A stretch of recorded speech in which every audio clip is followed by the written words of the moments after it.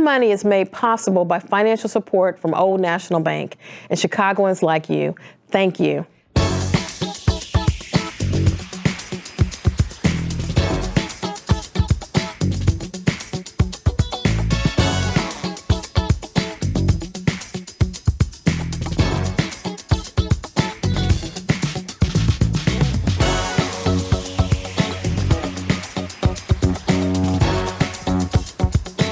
Good evening, Chicago, and welcome to In the Money.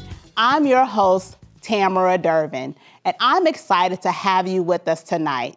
So far this season, we've laid the foundation for financial success to get you in the money, talking about the basics of money management, creating a financial vision, and setting meaningful financial goals. But let's be honest, knowing what to do is one thing.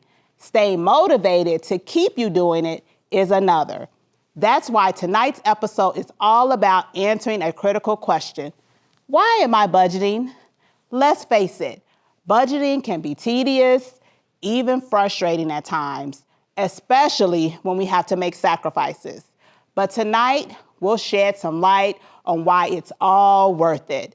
We'll talk about the concrete rewards you gain by sticking to a budget every month.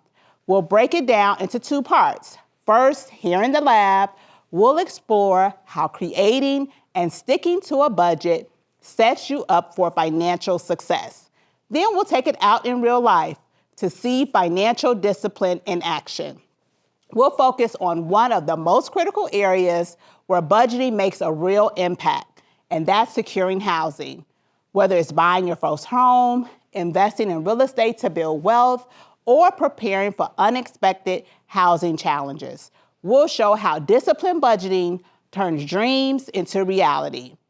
My hope is that by the end of this episode, you'll see budgeting not as a chore, but as the key to unlocking opportunities and living life on your terms. After the break, I'll be joined by financial coach Winfred Burns. Together, we'll dive deeper into the rewards of budgeting and financial discipline, giving you the motivation and practical tips you need to stay in the money. Stay with us. Hi, I'm Robin Robinson. This week on In Other News, I'm sitting with Arthur Agee and William Gates, two men who might be described as the world's first reality film stars. We'll talk about what's happened in their lives in the 30 years since making the documentary that made history, Hoop Dreams. Join the conversation on CAN TV Cable Channel 19 or stream live on cantv.org or on the CAN TV Plus app. Hyperlocal news and critical analysis. Experience the power of community television.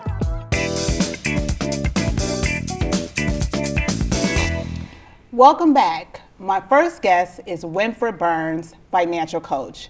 Welcome to In the Money, Winfred. Thank you. It's good to be here.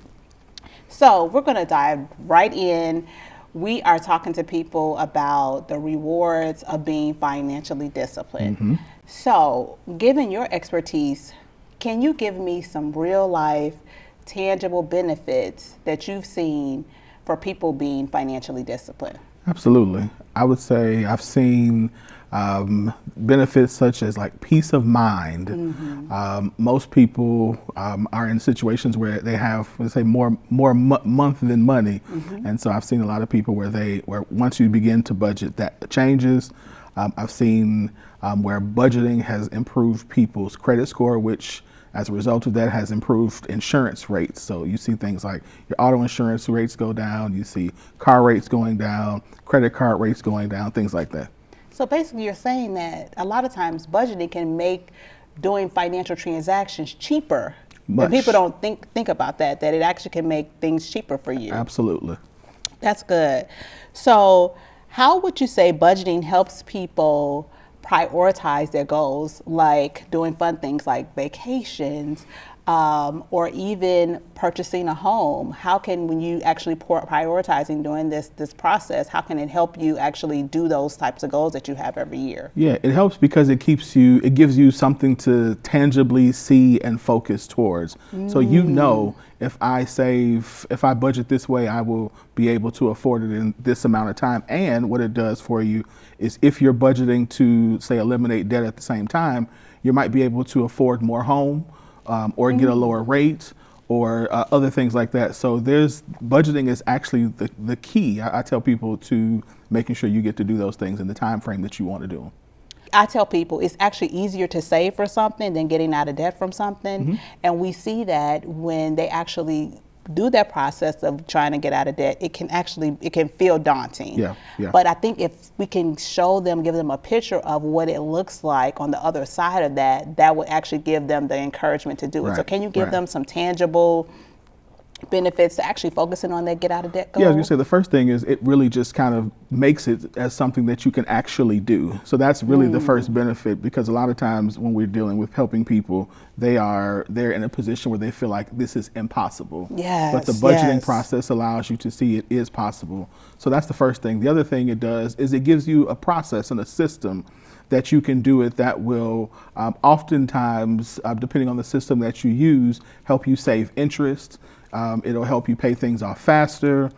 It'll help you. One of the things I always enjoy is watching the creativity that comes alive in a person as they begin to budget and things start to happen. They're like, oh, I could also do this. And maybe if I try this, then I can add this to that to pay it down faster. So they start coming up with ways to hurry up and to get out of it. hurry up and do it, because you start to see the benefit of it, and you start to see those balances go down. You start to see, oh, wait a minute, I'm not paying as much in interest that I thought I was because of the way I'm doing my budget.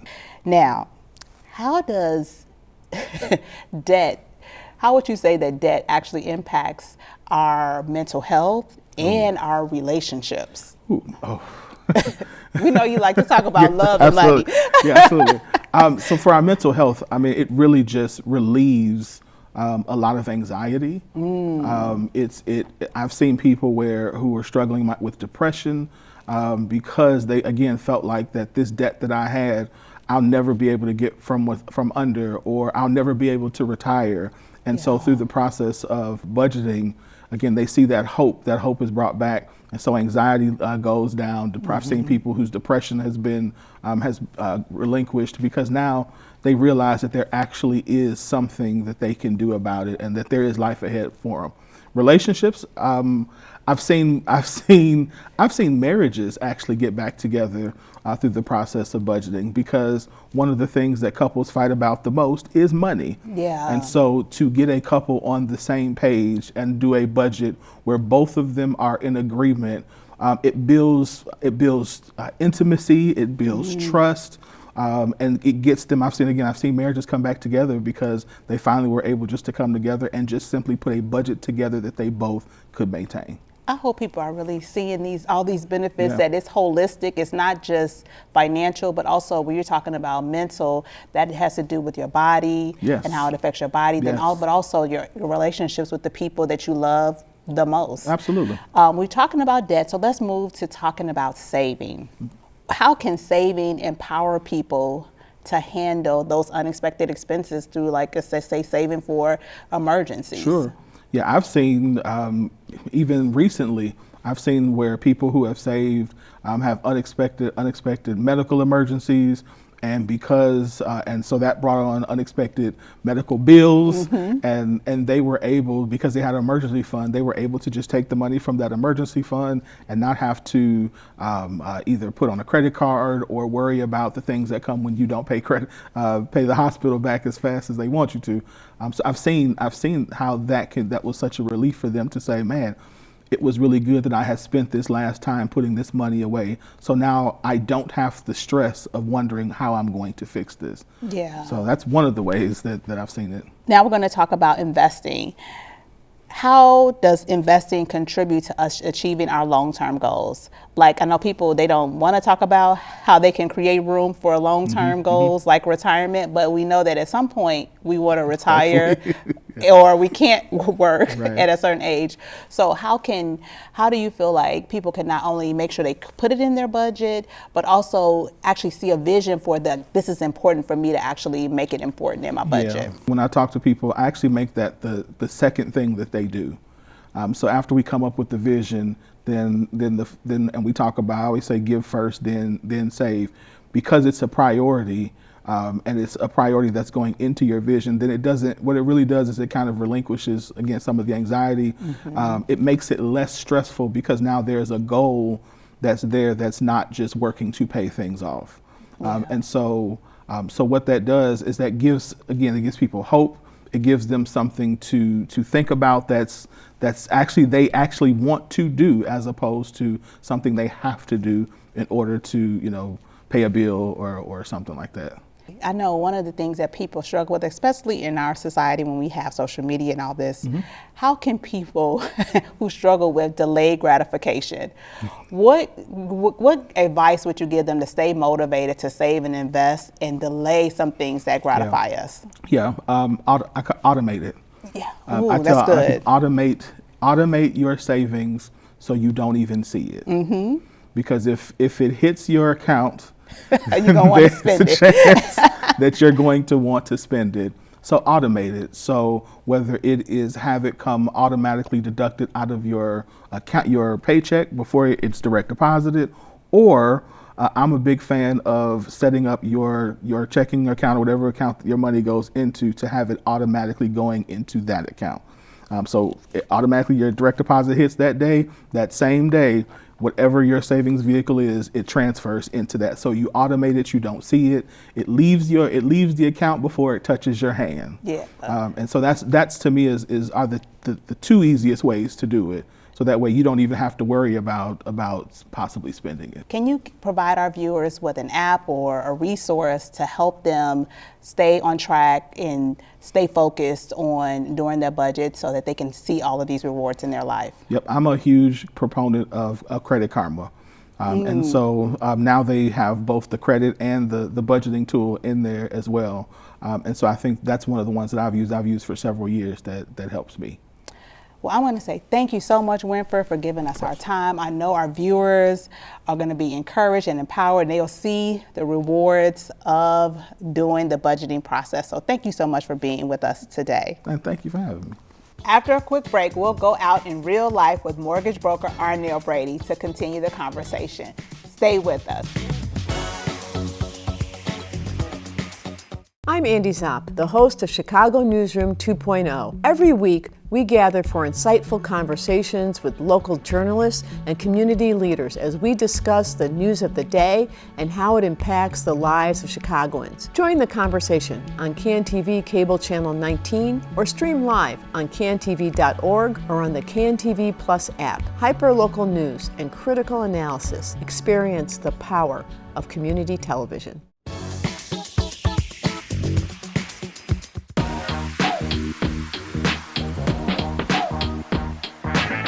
When most people are looking to purchase real estate for their personal residence or even for an investment, they need a mortgage, right? So who do they come to? They come to you. So we're gonna have a quick discussion for us to educate our viewers on that real estate, that mortgage purchasing process, so they see how their financial discipline helps them through this process. Some people may not understand or know what a mortgage is. Can you really tell our viewers what a mortgage is and why it's a key part of the real estate process? Absolutely, Tamara. I'd be glad to discuss mortgages. For your viewers, I just want to first say thank you for having me on the show. Thank you for being here. My name is Arnell Brady II. I'm the Chief Mortgage Officer at Brady Mortgage Group. And we're just excited to be helping the public and mortgages. That's all things mortgages. It's a phenomenal vehicle for individuals to purchase a home or a secondary home or investment property. it's a vehicle for individuals to really purchase a home who may not have all the money up front. And I think most of us don't have hundreds of thousands of dollars lying around. That's right, that's right. And so a mortgage is really just an instrument that financial institutions set up so that people can borrow money up front to purchase the home, and then the banks have a lien against that home until it's paid off in full. Let's break it down. So for someone who's just starting out or who's never had a mortgage, what is the first thing that they should do to get ready financially to secure a mortgage? What do they need to have when they come to see you, Arnell? Yeah, so typically, we'll have an exploratory conversation. I just want to get to know individuals, find out a little bit about their financial history. And so I'll ask them, like, if they're employed, how long have they been on the job? I'll ask them about their assets. Have they saved money? Have they been watching your show to learn some of the tools about budgeting? And that's another thing, like, do you pay rent now? And, if you're purchasing a home, is that a comfortable place for you to be at? Say, example, if it was $1,200 a month, is that where you're comfortable? Because then I'll explain what $1,200 a month will get you if you were to purchase a home. And so they'll also need to have an idea about where their credit score is, and that's important. And then, just income, how it relates to the debt that they have. In this episode, we're talking about financial discipline. You mentioned savings, Right. which comes from financial discipline. That's right. You mentioned credit score, which comes from financial Definitely. discipline and Yeah. keeping your debts low and keeping them paid on time. Right. And you also mentioned income, being employed. So you Right. mentioned some key things that they're going to need, our viewers are going to need when they think about or want to come secure a mortgage. So I wanted Right. to just highlight and bring out those things. Yeah. How does maintaining a good credit score impact the mortgage approval process and also interest rates? Oh yeah, credit scores are important. Financial institutions and lenders such as myself, we have guidelines that we have to follow, federal and on a program type basis, And lending institutions incentivize people who have higher credit scores. Typically 350 is the lowest, 850 is the highest. And so as you have a higher credit score, the terms of what you're going to borrow tend to get better. Lending institutions tend to reward those who have shown financial discipline in their credit score, in their income, in the debt that they have. And so having a good credit score can impact the interest rate you receive. There are several credit tiers. I won't go through all of them, but there's about 6. And so you want to land in that top 3/4 so that you can get the best terms when it comes to your interest rate. Some programs, like there's several first-time homebuyer programs, there's probably hundreds, and they have minimum credit scores. Yeah. And so even to get into one of these good programs that you could benefit tremendously from and maybe bring no money down, you have to show some discipline that you've been working on your credit score to meet the minimum guidelines. So can you tell our viewers what goes into you looking at that debt to income ratio, and how does the debt to income ratio affect the approval process? Oh yeah, so back to like the guidelines that we all follow, lenders, depending on the program, let's just say may have a maximum debt to income of say 50 to 55%, okay? So how we typically break that down is, as a lender, we're gonna obtain a credit report. On that credit report, it's gonna have minimum payments that you pay for credit cards. It's gonna have your car note. If you have student loans, whether they're in deferment, forbearance, we're still gonna calculate, say 1%. So an average individual, if they make, say, $5,000 on a monthly basis, and they have, let's just say for simplicity, $2,500 in liabilities on a monthly basis, we take the liability and divide it by the income. And in this case, it gives them 50% debt to income ratio. Now with that 50% debt to income ratio, it also needs to include the house payment. So if you have, say, a $500 house payment, hypothetically, that you want to add to that $2,500, well, now your debt to income ratio just went to 60%. Right. And so in that case, you wouldn't qualify for a home. Do you have a favorite story about someone who used financial discipline to turn their home ownership dream into a reality? Oh, wow. I had a client that closed this year. We had been working in the purchase process for over a year. A young lady purchased here in Chicago, and she was homeless. And she had fell on hard times within the last, say, 5 years. When she came to me, a year ago, she was renting. Her rent was probably $800 a month. Okay. Her salary was around $50,000. And the example where I was saying somebody putting aside, say, $125 and $200, I was really referencing that scenario because that's what she did. While she had this, and she got a job, she was able to rent out an apartment for $800 a month. She was putting aside her money. She was watching and monitoring her debt. She went through the home purchasing process. She went under contract 5 times. 5 times, and decided that the home that she had put an offer on, it just wasn't the one. She was a lady of faith, and she found this last one. It was the 6th home. She knew it was the one for her. She had to bring to closing under $1,000 because she qualified for a program where we were able to extend $5,250 to her, non-repayable. So that means she just gets the money at closing. She never has to pay the lender back for that money. She was able to get in the best interest rate tier because she monitored her credit score. And that was just one of the stories where it really touched me, to the fact that people put so much diligence into their financial history, their credit, their savings. I mean, every check she was putting money aside, $200, $150. I just love that, and I had such a pleasure helping her. So this is the final thing I want you to leave our viewers with. If you could give just one piece of advice to anyone thinking about getting a mortgage for their home or even an investment property, what would it be? One piece of advice I would be, find somebody that can guide you through this process that you trust. That's the one, I think that's the most important thing.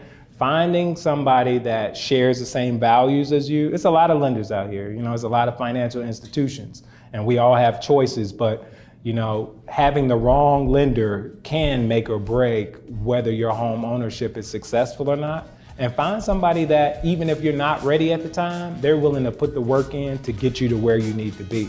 So the most important piece is finding a good partner as a lender to help you through the process. Hi, I'm Robin Robinson. This week on In Other News, I'm sitting with Arthur Agee and William Gates, 2 men who might be described as the world's first reality film stars. We'll talk about what's happened in their lives in the 30 years since making the documentary that made history, Hoop Dreams. Join the conversation on CAN-TV Cable Channel 19, or stream live on cantv.org or on the CAN-TV Plus app. Hyperlocal news and critical analysis. Experience the power of community television.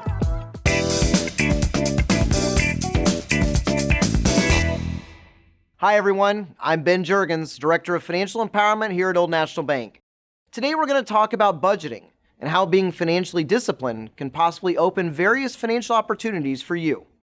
First, let's discuss the financial products that are dependent on a person being financially disciplined. When you manage your finances well, you can access a range of products that can help you grow your wealth and secure your financial future.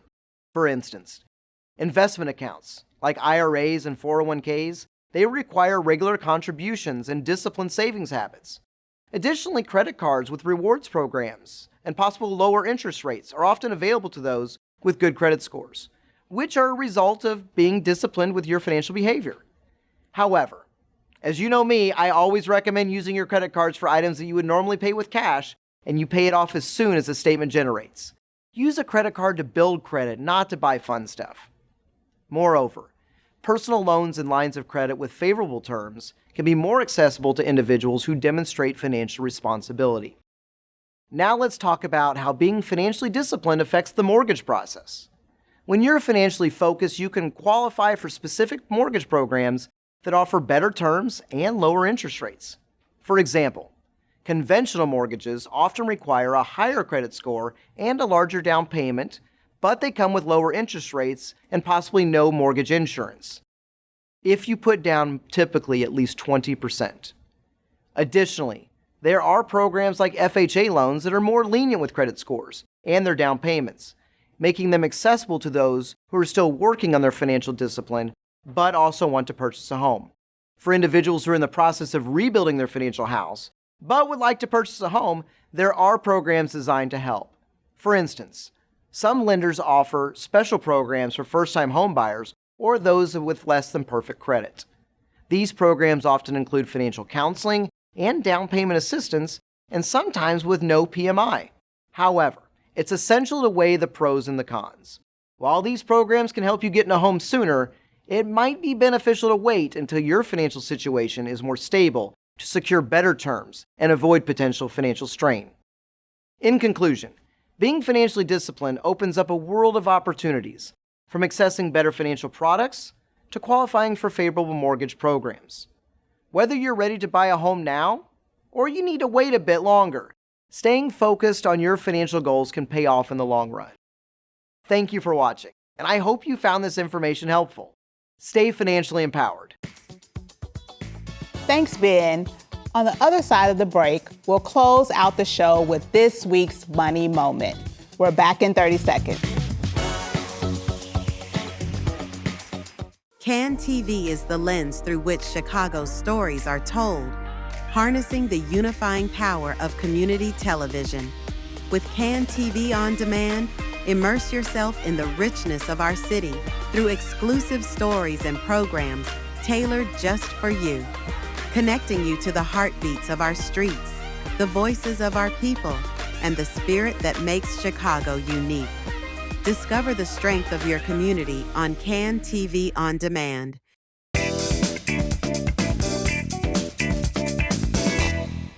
A focused mind is a disciplined mind, and a disciplined mind achieves great things. That wisdom isn't just a nice idea. It's a roadmap to financial success. As the book of Proverbs teaches us, the plans of the diligent lead to profit. Being diligent with your money isn't always easy. It takes sacrifice and commitment. But that diligence leads to something far greater: financial security, freedom, and peace of mind. I know this firsthand. Let me take you back to the last time I needed to purchase a new car. My plan was to make that purchase about 6 months later, but life had other plans. Suddenly, I needed to act fast.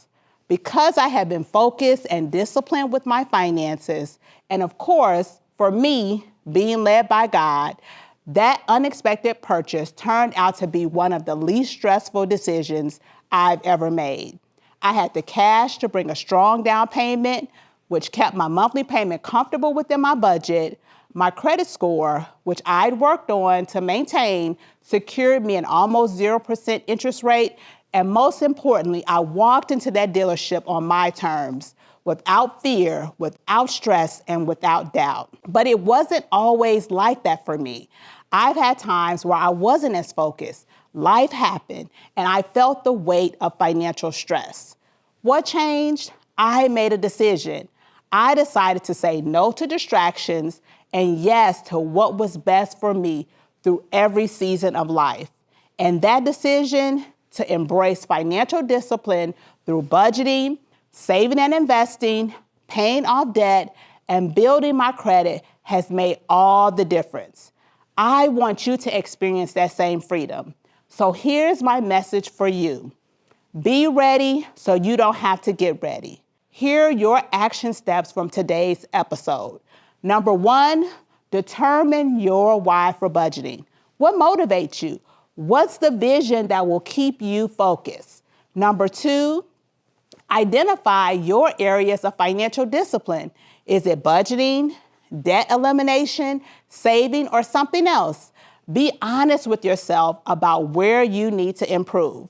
Number 3, put a system in place to stay accountable, whether it's a trusted friend or a financial coach or even an app. Make sure you have a way to track your progress and stay on course.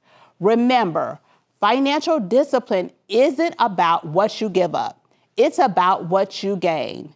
Peace of mind, security, and the freedom to live life on your terms. Join us next week as we're going out in real life to discuss planning for life essentials, housing, and food costs.